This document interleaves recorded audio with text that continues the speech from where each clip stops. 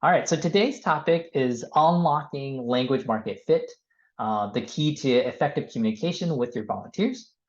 And so my name is Gung. If it's easier to remember, it's pronounced like Gung Ho, and I'm the CEO and co-founder here at Civic Champs. My background you can see sort of on the screen here. So I went to Michigan State University for my undergrad and then Harvard Business School. Spent most of my time in corporate, but about 4 years ago, launched Civic Champs, had a wish to do something entrepreneurial again, but also wanted to do something that had more of a social impact. And I don't normally share this on all our webinars, but I thought it'd be a little bit fun today to talk about what our original idea was, right? And so when we first got started 4 years ago, actually, what I wanted to create was a mobile game, a casual way for people to do good, sort of like a Pokemon Go for volunteerism. And what happened was we got to actually connecting with nonprofit professionals like yourselves, volunteer managers, and I had this, I was sharing with them, this quirky idea and said, hey, who wants to potentially partner with us, do a campaign with us? We talked to Audubon groups where we said, hey, we could take photos and capture, birds, and we could see when different species are around in your communities. We talked to cities. We could digitize, create digital maps of physical infrastructure. But one of the things that happened as we talked was we learned there's a lot of other pain points within sort of volunteer management, because what I wanted to do is I wanted to recruit these folks to become gamers, right? And so I said, hey, how do you recruit, manage, or engage your volunteers? And a lot of what came back was, we have these spreadsheets, we have these manual processes, and we said, well, maybe we can use some of the technology we were thinking about creating and applying that towards, hour tracking and scheduling, right? And so we launched in 2019. We actually got a chance. We applied for this competition, and we got to a launch on stage to 10,000 people in San Francisco at the TechCrunch Startup Battlefield competition. We didn't win, sadly. We didn't even make the finals, but it was still very fun, very nerve-wracking, I would say. And we were doing really well, right? We were signing up lots of new customers, et cetera. And our goal really was, and even today, is along every element of the volunteer life cycle that we can be there for you, right? Whether that's recruiting or onboarding, scheduling, engaging, or retention, and of course, reporting, right? We wanted Civic Champs to make your lives easier, right? And we were doing well, but of course, we all know that COVID happened in 2020. Many of you probably experienced this, of course, right? Your volunteer programs either stopped or dramatically shrunk down in size. Things changed. As a software company selling to nonprofits to help you manage volunteers, it was a little bit of tough sledding, given that not a lot of volunteering was happening. So that was a real bummer, but we've recovered, and we since then come back strong, and we're serving more and more nonprofits. So we're super excited about that and our ability to make an impact, and we're even quasi-famous. That's us in Times Square earlier this year. So that was kind of neat to be celebrated on the big board. And we serve lots and lots of nonprofits across the country. Here's a handful of some of the logos. And so in terms of today's topic, the reason I wanted to share that story was, as we think about language and language market fit, actually, one of the things that really got Civic Champs to where we are is understanding and talking to you all, right? Understanding what language volunteer managers use, understanding what language resonates with you most, right? When we think about our marketing. And I thought we'd share that same concept back with you all and try to think about how does that apply when it comes to recruiting or engaging your volunteers. And so language market fit actually comes from this, perhaps more popular idea around product market fit. And so in startup land, sort of where we're at, there's the product, the thing that we make, and then the market, which is, the folks that we want to serve, in this case, volunteer managers. And that has to fit, right? And that's where the word comes from. And so the thing that we're trying to create has to be valued, right? Has to have the right features, have the right user experience. And so, that's, the sort of the constant journey that we're on, creating civic champs in a way that really meets the needs of nonprofit professionals or volunteer managers specifically. And language market fit is a very similar concept. And instead of looking at the product, it's looking at how we talk about the product or talk about our services, right? It's this is sort of one of the definitions, right? But it's a strategy that involves tailoring your language to address the specific needs and pain points of your target audience. And involves using clear language that resonates with your audience to articulate how your nonprofit solves a specific problem your customer is facing or your volunteer is facing in this case. And I think the key there is really using the same language that your volunteers are using, as opposed to what we might have in our heads, because there's jargon, there's concepts that we're using on our day-to-day, maybe when we're talking to our executive director, we're talking to funders, that might not actually be the terms or the ways that our volunteers actually think about engaging and why they're excited about us, right? And so it's a great way to clarify your brand, mission, and also connect more deeply with your volunteers and donors if you're able to get this language market fit correct. And by going through this process, I think folks will have a deeper understanding of the motivations around why someone wants to volunteer with you, right? And if you think about, and this is a graph, but why is language so critical, right? So as we all know, our attention spans are shortening ever more and more, right? We go from long length content that we're digesting books, now we're watching 15-second TikToks and flicking through it because it doesn't go quite quick enough, right? And so that means when it comes to volunteer recruitment and engagement, it's very similar, right? Everyone has a shorter attention span, so you got to stand out. You have to have that message really resonate, and when they see it, they're like, "Oh yes, this is triggers something in the brain that says this is something that is for me because it's speaking my language and it's resonating with me," right? And so on the graph, you can see, everything you see, it's that same idea. And we all have these filters that we use, right? So we're filtering really on two things, right? One is familiarity, like, is this something I recognize? In marketing, we often talk about how before you buy something, you have to kind of see it, 3 to 7 times, right? On average, it's about 7 times before you say, oh, yep, Coca-Cola, that's a brand I can trust because I've seen it 7 times, so it must be true, right? And we're all susceptible to this. And then the second thing is it relevant to the goals that I want, right? The thing that I want to do today, right? Is this something that that speaks to me? And so language market fit, our goal is to make sure the language we're putting out there, the information checks off both of those elements, right, for somebody. And why do you want to do this, right? So in business, when companies have good language market fit, it makes a huge difference in terms of conversion. And so it's a 5 to 10x increase, right? That's 500% to 1,000% increase in terms of your likelihood of buying a product or buying a service when it comes to businesses. Well, the same thing is true when it comes to volunteer recruiting, right? Donors as well, for that matter, right? As you guys will see a 5 to 10x increase in terms of the folks that are willing to engage, right? If you can just tweak some things a little bit, right? And so the rest of the presentation, we have a couple sections, right? We're going to talk about different volunteer motivations, right? Just to have a little bit of a framework so we can understand, what are some common motivations for folks. When it comes to actually doing the exercise of figuring out your language market fit, how do you actually get started? What's the step-by-step instruction manual, if you will?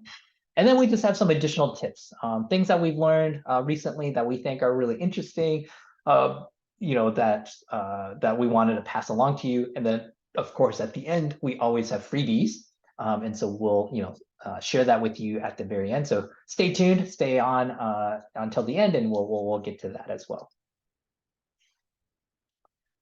So quick poll. I'm going to pull up the poll here, but thought we would actually do something a little bit more interactive. But the question is, what is your motivation to volunteer?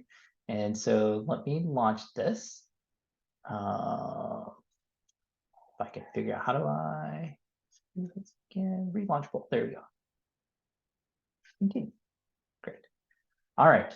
So if folks just want to take a quick second, here's a couple different common motivations.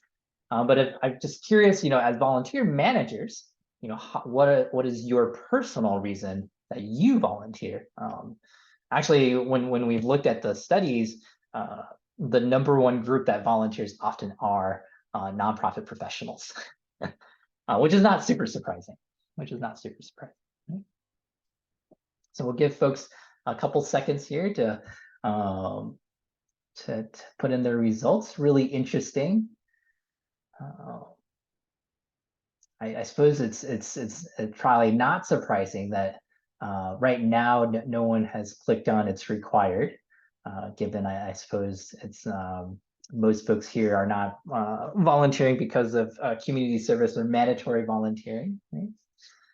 So let's see here. All right, let me see if I can share the results. And how do I share the results? Oh, I have to end the poll first, it looks like. Okay, all right, I'm going to end the poll and we'll share results. Great. So this is what everyone here, so we had 17 folks here respond. And so personal connection was, looks like the first one, so something, and then making friends and building community, right? And it actually turns out those are the top two choices typically as well. And then number three was for fun and then learning new skills, right? And so personal connection to your cause, right? Obviously, that's often what people cite the most, but the social piece of it here as well. And so as we think about motivations for our volunteers, right? You might not, want to assume that they have share the same motivations, but keeping this in mind that these are some of the more popular reasons. And so thank you for doing that. And we'll go on to the next slide. And so, yeah, so these are sort of the six, I think, most common motivations. And if I'm missing one or feel free to put it in chat if you think of other reasons that people are motivated to volunteer. But like I said, the one that you see the most is that personal connection to your cause, right? Someone that perhaps if they're a veteran, they might be volunteering for veteran causes. If they have a family member that has, maybe a, is suffering from a disease or something, right? They might be volunteering for an organization that's looking for a cure, right? Yeah, I guess, yeah, making a positive difference in your community, that makes sense. Thank you, Austin wrote that here in chat. I think we typically think about that as part of to your cause, but yeah, I can see that being a little bit different, right? Making friends and building community, right? A lot of folks will volunteer because it's a social experience. It's a way to get to know other folks in the community. Learning new skills, that's a little bit self-explanatory. And then under the line are ones that, maybe a little bit more, less, more about yourself, right? So one, virtue signaling, I think, we wanted to make it a more positive term here, but there are lots of folks who will volunteer. Part of the reason, at least, is that they want to seem like that's the kind of person that they're, that's part of their brand. This is in part why you can get people to post on social media, right? So you can actually take advantage of this. They want to say that they volunteered and they're doing good things in the community as part of their brand. But no reason not to take advantage of that when that is a motivating factor for folks. It's fun, right? It is a social activity. In many ways, building homes with habitat, or if you enjoy going to the museum and you could volunteer there, that could be just a fun experience. And then mandatory, of course, are your community service volunteers, and they have to do it, right? So motivating in perhaps a slightly different way. So in terms of personal connection to your cause, when you think about people that are motivated in this way, um, these are folks that might be really drawn to impact statistics, right? And or anecdotes or stories that talk about how their contributions are really making a difference, right? They're really mission driven, and so that's really important to them. If you think about folks that are perhaps more interested in that social dynamic, making friends or building community, you want to highlight the opportunity to work in a group, to work in teams.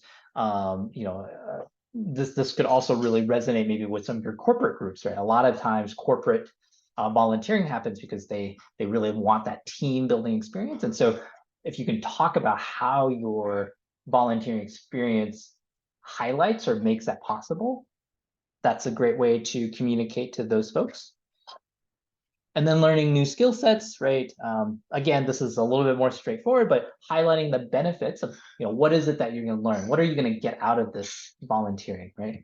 And what experience can you gain from this as well? And that doesn't have to be necessarily just for skill-based volunteering, but even other volunteering, right? It could be that you're thinking, hey, what about my food pantry, right? I have lots and lots of volunteers. They're here to pass out, they're here to restock the shelves, etc. Well, you can still talk about the skills, whether that's social skills, empathy skills, etc., whatever that people are gaining, even if it's not a hard skill per se, right? Like marketing or accounting or something like that.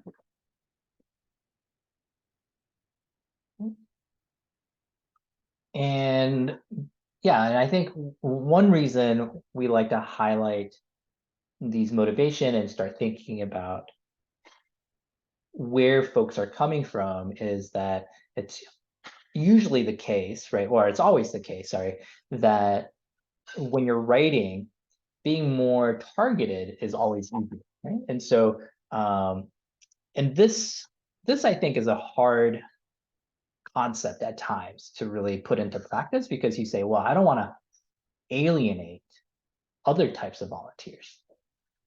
And I want to have a very broad set of volunteers that are coming to us.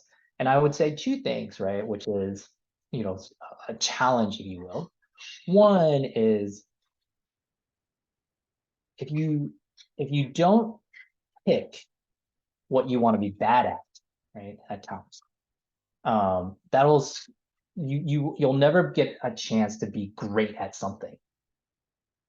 And so when I think about it in the context of, let's say, civic champs, right?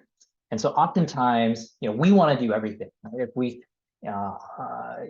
want to create a software that could have the widest possible breadth of features, and we're going to satisfy everyone. But I also know that if we try to do that, right, these all-in-one solution, and you see this as well, when you're looking at software, many of the all-in-one are often not great at any one of those things, right? They're all kind of like, it's kind of a so-so version of everything, right? And so you have to pick what you want to be great at. And one of the easiest way to pick what you want to be great at is actually understanding and being okay with what you want to be bad at, right? And selecting that.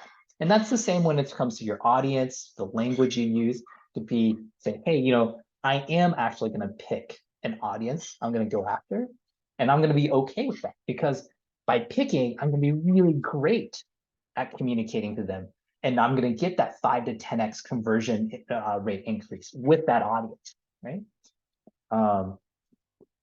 And so that's just something to keep in mind, right?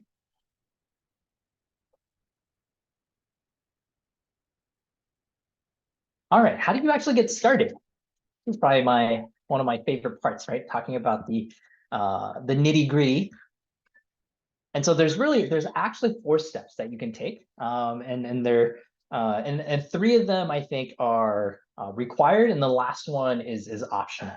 Right? And so the first one, interview new volunteers. Second one is drafting your marketing materials, and 3 is validate comprehension. These are the 3 that you really have to do if you want to want to work on language market fit. And then putting your language to the test. We'll talk about what that could look like, but it's, that one's a little bit more optional. And so interviewing new volunteers. So here, right, the big thing is oftentimes, especially folks that have been in the space for a long time, we have assumptions on why people volunteer with us. We have assumptions on who we want to recruit and why they want to be here. And you could be right, but there's also a chance that maybe you're not quite right, right? And so, so the key is to actually ask that question, right? And so the very tactical way to go about this is finding someone who has recently volunteered with you, right? And talk to them, right? Reach out to them and have them talk through their whole process of why, what do they, what do they look for when they were searching for volunteering opportunities? How do they find you? What was that decision-making process? What were they looking to get out of it, right? And the key is, what are the things that they're, maybe problems or things that they were trying to solve by volunteering with you. And as they're telling that story, feel free to interrupt them and really get clarity on two things, right? One is what we'll call vague terms. And the second is to really understand the causality. And I'll dig into that here in a sec, right? Which is when someone uses terms like better, flexible, convenient, ask them what that means, right? Or they say impact. Well, great. I wanted to have an impact, all right? Like, oh, that sounds good, but what does that, what does impact mean to you? Is it, well, they might say, well, actually, impact to me means, being able to see the person that's receiving, food or whatever it is, and seeing their smile, and that to them is impact. Maybe impact means, well, understanding the numbers, right? Or we went and the number of people that were interested in learning about natural history has increased, and that's impacted them, right? But it could actually mean different things, right, to different people. And so anytime you come to a term that's a little bit generic or vague, dig into that, right? And that's how you're going to get to that second level of, what is that very specific language that you might want to use. And then causality. And so here, you want to try to get them to avoid giving you again, sort of general responses. But how exactly did you find us, right? Oh, they're like, oh, I found you on Google. Like, great. Maybe they don't remember, but at least ask a question like, well, what did you search for, right? What did you click on? Do you remember? Did you find our website right away? Did you do this, right? What was it that, what exactly did they do? And then also, what was the underlying drivers for why they wanted to come, right? Hopefully that makes sense to everyone. And then, yeah, so then as we, one of the other things that you could do, of course, is leveraging technology, which is what Civic Champs does. And so a quick example of perhaps what technology could do to help you, right? And so with Civic Champs, one of the things that we try to do is, this is the check-in screen, this is a mobile app. So as volunteers check in, they could pick the opportunity or event that they're here for, check themselves in, right? But I think one of the most relevant things from a language market fit is when a volunteer checks out, we actually ask for their reflections or feedback, right? And that's going to show up here in a sec, right? And I think this is really important from a retention standpoint, but also you're able to mine some of those reflections or feedback, again, for sort of the language that people are using. Sometimes these are great testimonials, by the way, too. But the other thing you get to do, right, is you can see what language they're using about describing their experience. Because sometimes they're really happy, they're like, oh, I loved it, and they say it was so fun, or they say it was so impactful, or I really enjoyed teaching, right? And so you can see those little key terms that perhaps people are using. And so that's one way that technology could help, as an example. This is our dashboard as well. And so you could see, you're seeing sort of the reflections, whether someone is happy.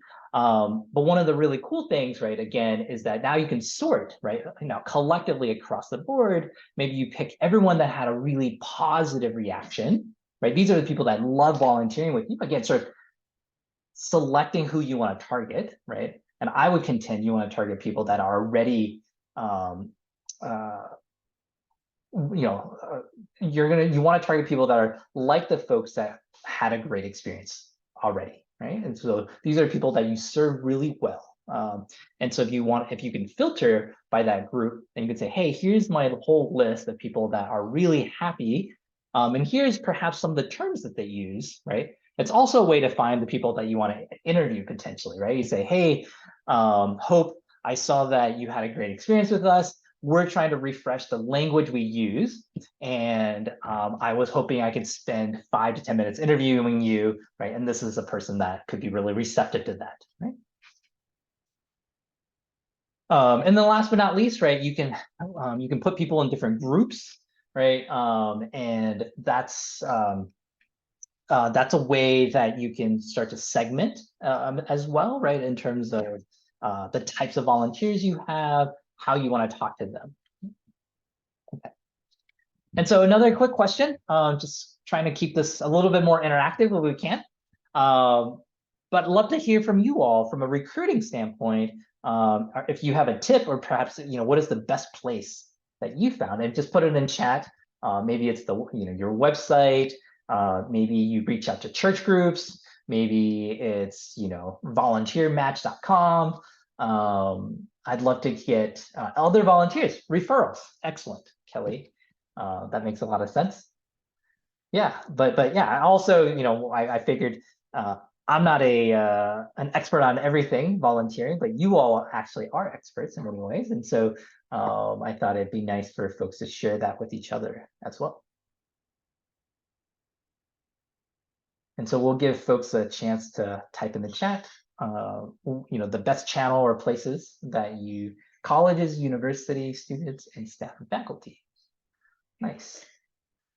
Especially now that we're back at school, that becomes more and more of an option again. Faith groups, church groups. That's you see that a good amount as well. Great. Lots of networking. So I'm seeing a lot of in-person, sort of whether that's sort of relationship based, right? Which makes sense. A lot of volunteering is very social to begin with, and so the recruitment being social is not surprising as well. All right, great. Well, thanks for sharing that. And so this next step is drafting your recruitment materials, or drafting your copy, right? And as you do all of those interviews, right? And you don't have to do a ton, right? I think typically what I find is after the 7th interview or so, you start to hear a lot of like repeated ideas, right? And that's when you're sort of reaching the getting to the end of the sort of the value of those interviews. If you're like, yep, I'm hearing this, it's still the same thing, right? And so then after that, what you want to do is look back through the interviews, and what are the commonalities? What are certain words or ideas or phrases that come up?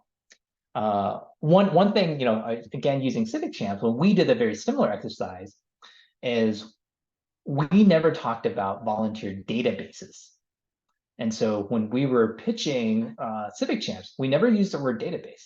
But in our interviews, we heard a lot of volunteer managers talk about volunteer databases. right? And we said, oh, interesting. That wasn't in our vocabulary, and right, and that's something that we had to sort of work back into how we talk about ourselves so that it would resonate with volunteer managers.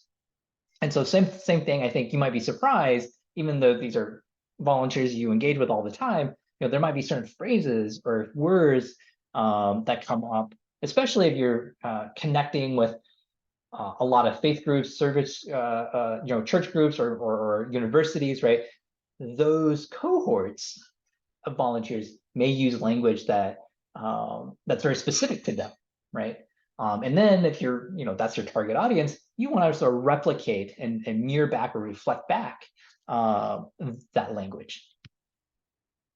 The third part is thinking about the demographic of the folks that you spoke with, right? And thinking about how does that potentially connect with some of that language, right? So it might be generational differences in terms of who you're trying to recruit, and the language that's being used, right? And so tying that together, it could be that again, like I said, it could be that they're in different types of organizations or groups, right? And then sort of identifying that. And then the next step is you can test for comprehension, and you don't even have to use your volunteers necessarily for this. This is oftentimes the classic talk to your 5-year-old, explain give it share your message with them and see if they understood it, and then if they can say it back to you. Actually, that's the second part I didn't hear before that I found to be very helpful. So, for example, if I said, Isabel, right? Here's how we describe our volunteer program. Da da da da da. Do you understand what I said? You hear back what they said, and you say, Isabel, can you play that back to me, right? How did I describe it? I'm just curious, if you were to describe it back to me again, how would you describe it? And you see how much sort of retention of that information were you able to get, right? And then this is how you're going to tweak some of that language, right? So you're going to draft some things, and then you're going to go out and test a couple versions of it and see which one had the best comprehension and then sort of retention of the information, right? And then the last step is totally optional, and this is you can do what we call A/B testing, right? And so this is looking at two very, very similar versions of maybe of a tagline, right, as an example, or a description, and you're changing just a couple keywords, and then you're seeing which one, from a data standpoint, has better reception. And so the way you go about this is you could do it manually, right? You could send an email, for example. You could split your email list in two, send one version of email and see how many people reply back or click, and then you send another and see how many, the other half, and see. That's a good amount of work. The other way you could do this is all nonprofits have, I think, up to $10,000 in Google ads that you can run. A lot of folks, it's free. And sometimes you don't know what to do with that ad spend per se, but this could be a good way to actually leverage those ads, right? And you say, hey, I'm going to write 2 quick Google ads. I'm going to run it in my local community, or to have Google target my geographic area, and to see how many people click on one versus the other, right? This is optional. It does take a little bit more time and work, but this way, from a data standpoint, you start to get the sense of, oh yeah, this word, right, for whatever reason, just has a better click-through rate, or people really engage with that better.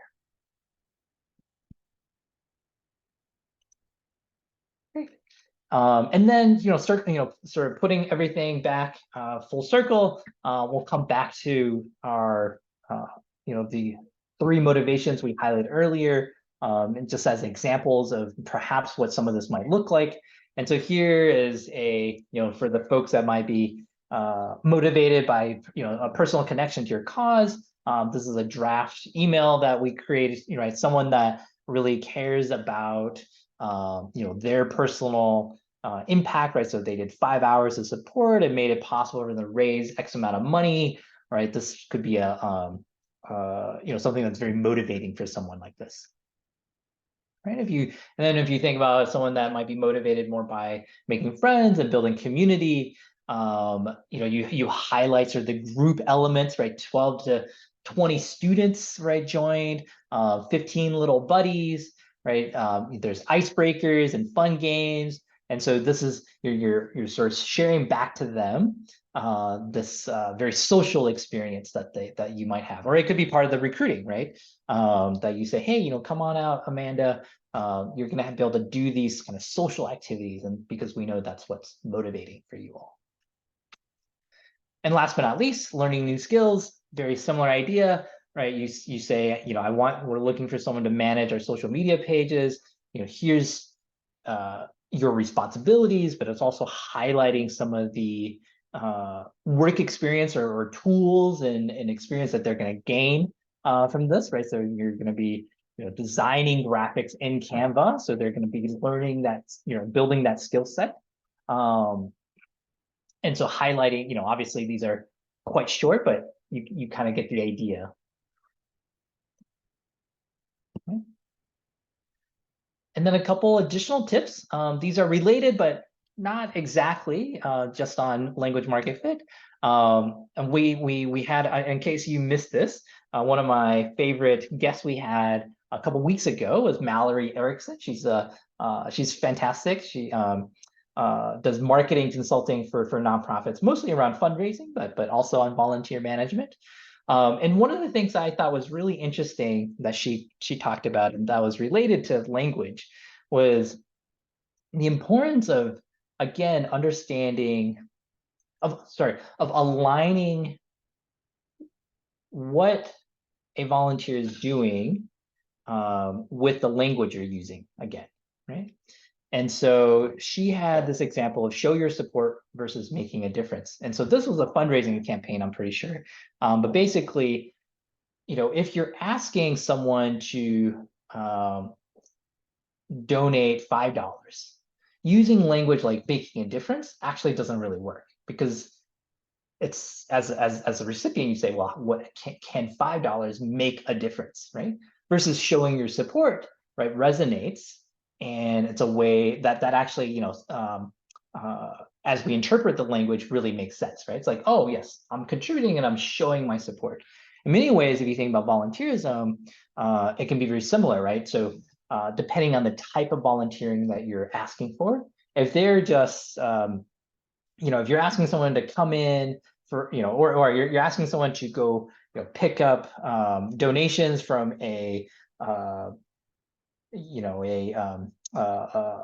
drop-off location, right? Whether that's a retail location and bring it to your store, right? Showing your support might be closer to the language that you use, versus if you have someone you're asking them to be a mentor, right? And you're asking for a multi-month commitment, that's something that making a difference, that kind of language is going to resonate more. And then the other thing I thought was really interesting from Mallory was this little tip she said, which is everyone likes sort of these emotional highs, right? And across the motivations that people have. And so she had this great example where when people were going to the food pantry, I think, and they were volunteering, you can actually ask somebody to bring in one item, right? But one item that has some sort of meaning to them, right? And then before you start the day, you share that story with each other around why it is that that can of beans or whatever it is has special significance. Maybe it's something their grandma made when they were growing up, right? And that ties that moment for those volunteers emotionally to your organization, and that can be really powerful. I think another example is they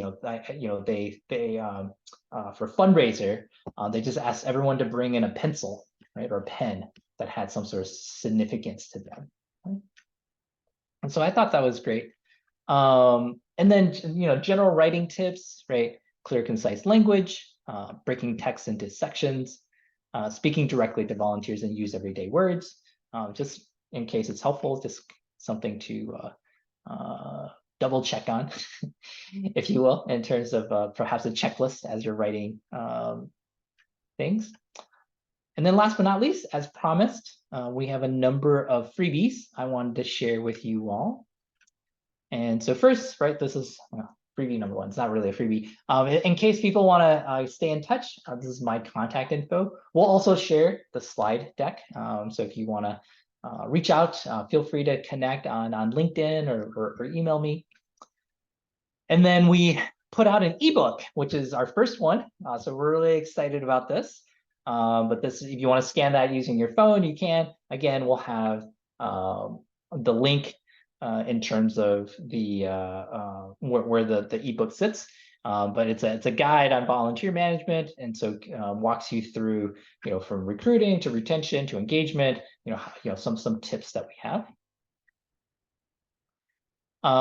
And then in terms of course, if you're interested in Civic Champs itself, just for our webinar attendees, we're offering a discount for 2 months free of our platform subscription.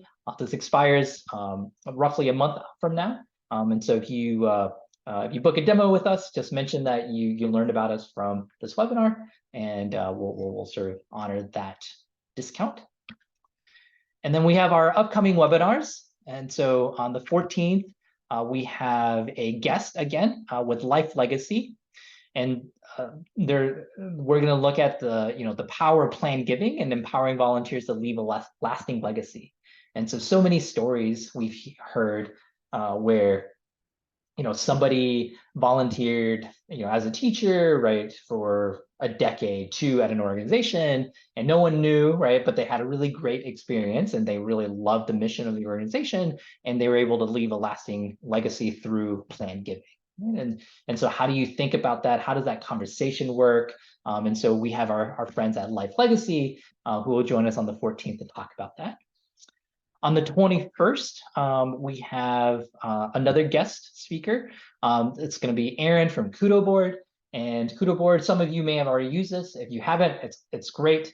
It's a group, it's a digital group thank you card, or a group card, if you will. And you can put pictures and videos and quotes, and it can be a really impactful way, for example, to say thank you to a board member that's served for 5 years, right? Maybe to a volunteer who's been with you for a long time. It could also be a way to do a get well or feel better soon, instead of doing it. You can do it a card. I think they can now print it.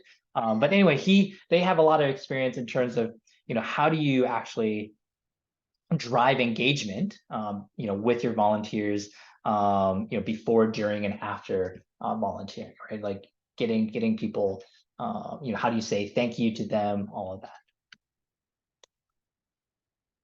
And last but not least, if folks have any questions, I did want to save a little bit of time for Q&A. And so, yeah, if folks have any thoughts, feel free to come off mute or raise your hand or type it in the chat. And we can sort of, discuss more if folks have some questions. And I see, thank you, Chloe, for putting all the links in chat as well. Oh, repost, let's stay in touch. Yeah, let me bring that back up. My contact right here.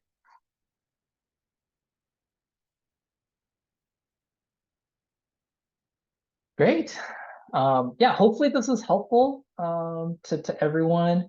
I know it's a topic that, like many folks said at the beginning, right, maybe less familiar as a topic, right, language market fit and product market fit, but I found a lot of value as we did this as a company, and so hopefully folks here on the call will give it a try and find value as you apply this towards your volunteer programs. Yeah, no, thank you, Martha. Thanks for coming. Yeah. All right, well, with that, I'll gift you all back a few minutes. Maybe go stretch, get some coffee, right? Or, get ready for the rest of the afternoon. But yeah, thank you so much for coming on today.